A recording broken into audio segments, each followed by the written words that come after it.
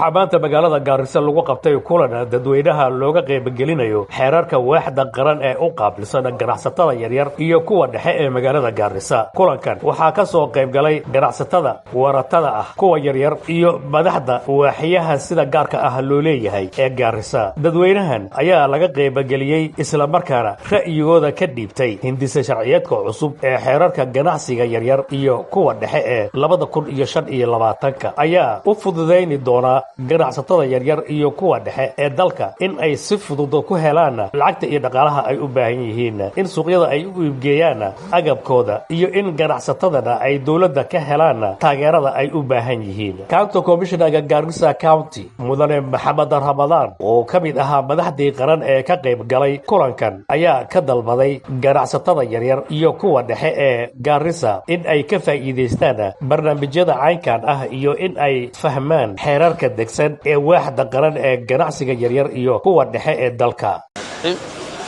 My name is Mohammed Ramadan, County Commissioner Gaarisa. Today we're here at Nomada Hotel to participate in a policy revision of a policy document for the MSE Act of 20 Policy of 2020. We're revising it to the MSME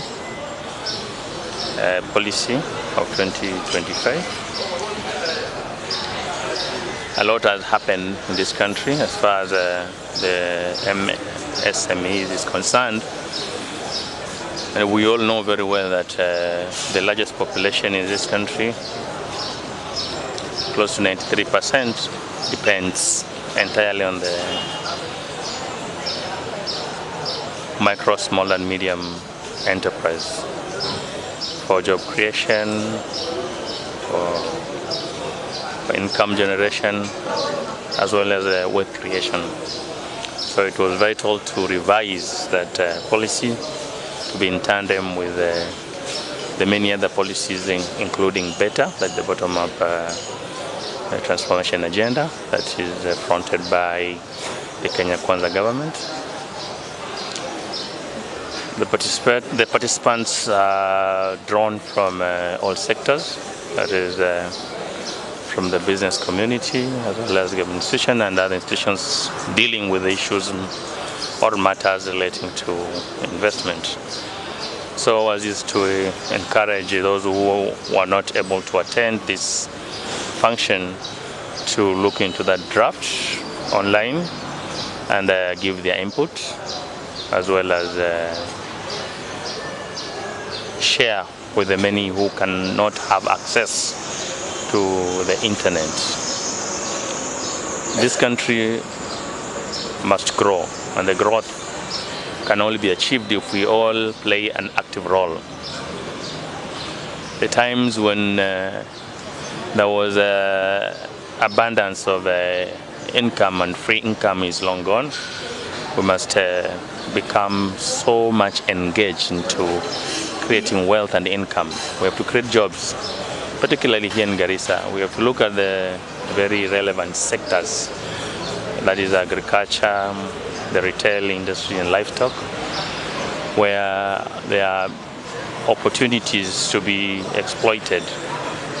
And I'm calling for that conversation where all the leaders and members of the public will have to participate in an understanding of what needs to be done in order for us to be able to prosper as a county. We have many opportunities. We already have the water and the Tana River and the little rain that falls in the 2 seasons. We have good soil in many parts of this county. We have the livestock, which has all along been the mainstay of the community here. But very little has been done, particularly in the livestock sector, to grow it, to turn it around and make it more enterprisal and make it like a business as such. The few traders who are involved in it, you are doing it for subsistency. And I think it's a sector which has a great potential. Also in its milk production, for example, the camel milk has not been properly managed. We do not have milk cooling plants in this county to process that milk and sell it outside this region. And this milk, if properly collected and cooled and processed, it can fetch good market outside this region. The meat, we export live animals. That way we cannot create employment. We must come up with a better way of processing meat, for example, for export. And those markets are there. The breeds which are common here do not meet the international standard. And this one cannot happen by chance. It must be worked upon for it to be able to feature well into the international market. So that's the way we can create wealth to the Garissa people.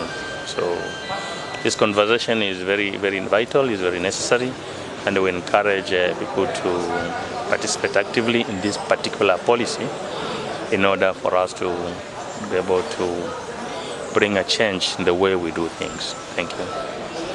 Any question? As far as security is concerned, you don't need to ask that, because that is my docket. Riba. As I said in my speech during the official opening of the review of the policy, I insist that Muslims have not fallen short of experts as far as the Sharia law is concerned, the Islamic law is concerned. But unfortunately, we have lagged behind in making proper use of our experts who are the most conversant with the Sharia law as far as finances are concerned in the Muslim domain. And that's the only way we can be able to find solutions to our finances.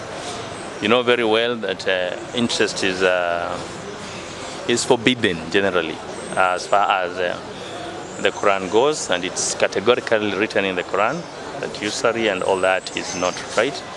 But that one does not mean we should not go for financial products.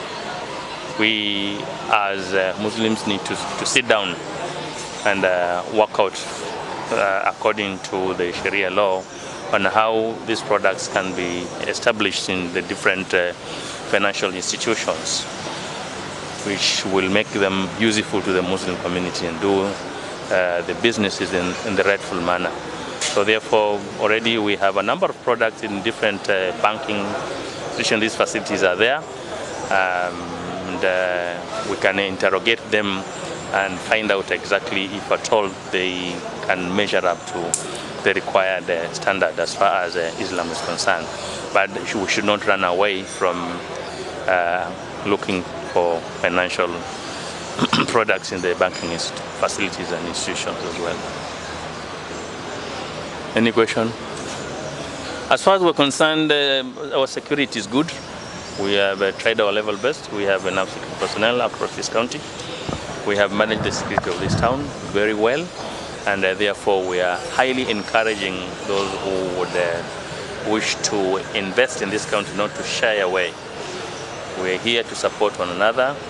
We are here to facilitate your establishment in this county as far as security agents and government officers are here to support the growth of this town. And we work together with the county government to make sure that entrepreneurship thrives very well in this county.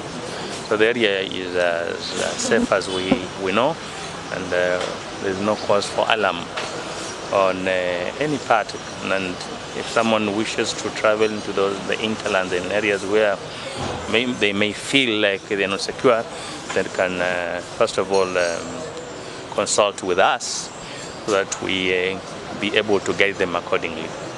Maybe the other day some clerics, religious leaders and elders raised that over the security issue, especially in Garissa town, where people are being stabbed, robbed, and they said it's a point of concern. It is, I think that's a thing of the past, and we have made the follow-up to find out exactly who are these people who were stabbed, whether they made a report to the police station. Unfortunately, these are isolated cases which cannot be considered as a grave concern, particularly in the whole of this town, because those sporadic incidences normally happen in some areas, and they are not quite often. And this is a town, remember, it is not a village where we have all manner of or brand of people living around across, but we have come up with proper security plans and arrangements that ensures security of the people and property day and night. So we are highly encouraging members of the public to share information with us wherever they feel like a particular area is not very safe, and will be obliged to make sure that an extra security team takes charge of that area to ensure that the area is safe. The issue of the drug menace in the county. The drug menace in this county, unfortunately we do not have extensive use of hard drugs, but we are abusing psychotropic drugs mostly. The ones chewed with miraa, mogokas and the like, and a few elements of bang here and there. But so far we have organized a number of raids which will be taking place beginning this week to ensure that the few areas identified as hideouts for the drug traffickers would be turned upside down to make sure that the area is safe of drug and substance of abuse. But the use of psychotropic drugs, these are obtained in chemists and some kiosks. All I want to say is I want to discourage people from using these drugs because they have far-reaching consequences, and particularly if combined with the mogokas and the miraa. If you feel like you cannot tolerate the hangovers coming out of miraa and mogoka, then avoid chewing it instead of messing up yourself. No, you're a human being. You have your body chemist that works properly without the introduction of some of these drugs. But once you induce two different drugs, the depressant and a stimulant, you're bound to experience some far-reaching consequences which in the end will make you look like a mad person. So you can't be awake and asleep at the same time. The bodies are not designed that way. So we discourage people to combine different substances in their bodies at the same time.